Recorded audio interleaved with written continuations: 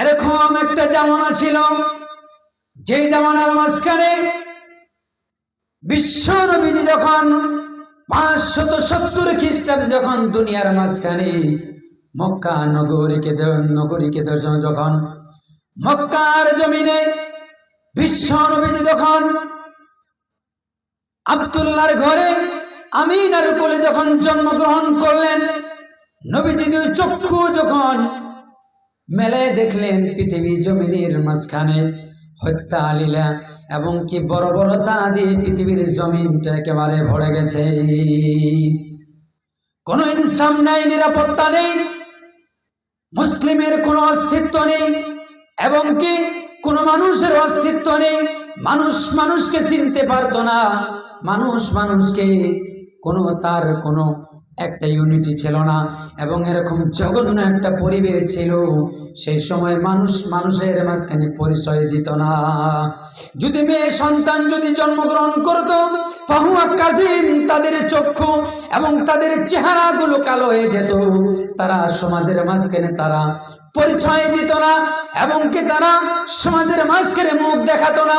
এরকম একটা নিষ্পেষিত নির্যাতিত সময় ছিল। বিশ্ব নবীজি যখন এরকম সময়ে যখন ভূমিষ্ঠ হলেন, জন্মগ্রহণ করলেন, আল্লাহর নবীজি এত সুন্দর একটা বার্তা দিল, একটা মেসেজ দিয়ে দিল যে আল্লাহর নবী বললেন পৃথিবীর জমিনে সকলকে ইনসাফ পাওয়া জরুরি। আল্লাহর নবী সমস্ত বরকত নিয়ে চলে আসলেন, সমস্ত ইনসাফ নিয়ে চলে আসলেন, সমস্ত সুন্দর পরিবেশ নিয়ে চলে আসলেন, এত সুন্দর গঠনমূলক চরিত্র নিয়ে পৃথিবীর জমিনে বিশ্ব নবী অবস্থান করলেন। এই পরিবেশ আল্লাহর নবী জন্মগ্রহণ করে সারা পৃথিবীকে আল্লাহর নবী এত সুন্দর পরিবেশ দিলেন, যে পরিবেশ পেয়ে আজ অবধি আমরা দেখতে পারতেছি কত সুন্দর মানুষ চলাফেরা করতেছে।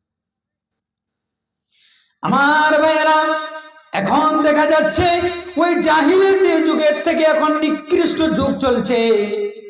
এরকম যুগ চলছে যে যুগের মাঝখানে পৃথিবীর জমিনে অন্যায় অত্যাচার কম হচ্ছে না, নিষ্পেষিত নির্যাতিত কম হইতেছে না, সমস্ত কিছু আমাদের মাঝখানে জায়গা নিয়েছে।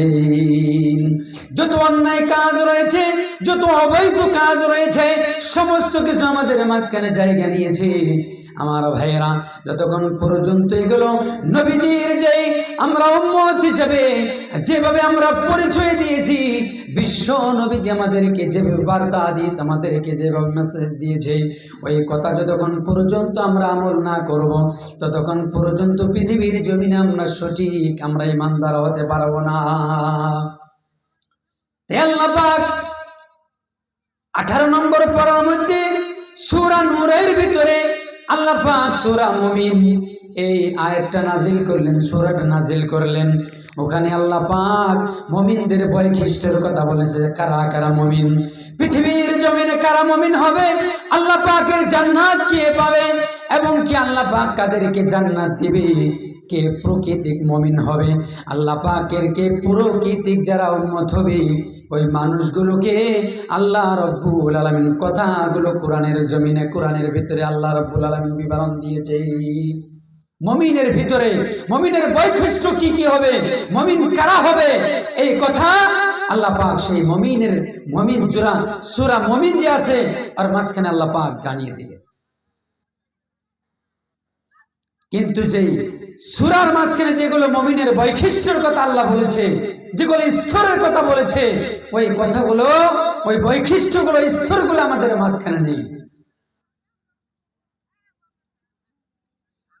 যতক্ষণ পর্যন্ত আমরা সেই নবীজির চরিত্রগুলো আমাদের মাঝখানে না আসবে, নবীজি যেগুলো আমাদেরকে আদেশ করেছেন ওগুলো যতক্ষণ পর্যন্ত আমরা না মানব, ততক্ষণ পর্যন্ত আমরা পৃথিবীর জমিনে কামিয়াবি হতে পারবো না এবং কি পরকালেও আল্লাহ আমাদেরকে কামিয়াবি দিবে না। দেবে? নবীজির কথা যদি অমান্য করি তাহলে ইহকাল পরকাল আমরা কোনো শান্তির জায়গা পাবো? কোনোদিন পাবো না। এই দুনিয়ার থেকে তো একদিন যেতে হবে, এটা তো আমাদের জানা আছে।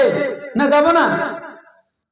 না যাব না, এই দুনিয়ায় থাকবো, যেতে হবে আমাদের। আমার মনে হচ্ছে ওখানে অনেক মানুষ দাঁড়িয়ে আছে, ঘোরাফেরা করছে। ভাই অনুরোধ করছি একটু আসেন, অল্প সময় আলোচনা করব, তারপরে আমার বক্তব্যকে আমি শেষ করব। অনুরোধ করছি ভাই, হাত জোর করে আপনারা আসেন। যে যুবক ভাইগুলো ঘোরাফেরা করছেন, রাস্তাঘাটে আছে, একটু দয়া করে মেহেরবানি করে পবিত্র মাহফিলের মাঝখানে বসেন।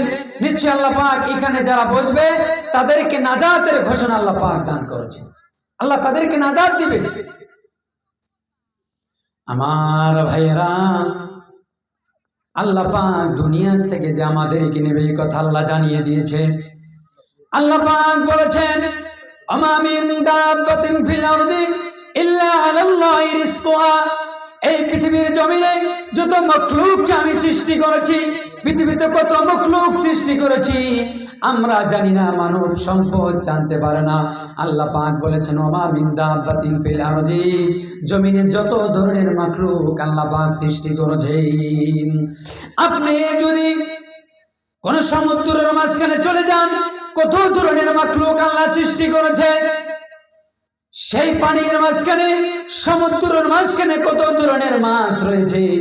এক এক ধরনের মাছ এক এক ধরনের কোয়ালিটি রয়েছে। যদি বোয়াল মাছ রয়েছে, বাগার মাছ রয়েছে, এরকম ইলশা মাছ রয়েছে, নানান ধরনের মাছের কোয়ালিটি আলাদা আলাদা ধরনের। এরকম কত ধরনের মাছ আল্লাহ পাক সেই পানির মাঝখানে আল্লাহ সৃষ্টি করে দিয়েছে। মাছ এক ধরনের, কত ধরনের মাছ হয় না? আপনি কোনো সময় চিন্তা ফিকির করেছেন, গবেষণা করেছেন মাছ কত ধরনের যে মাছ আল্লাহ পাক সমুদ্রের মাঝখানে সৃষ্টি করেছে? কেউ জানে না সমুদ্রে কত জিনিস রয়েছে।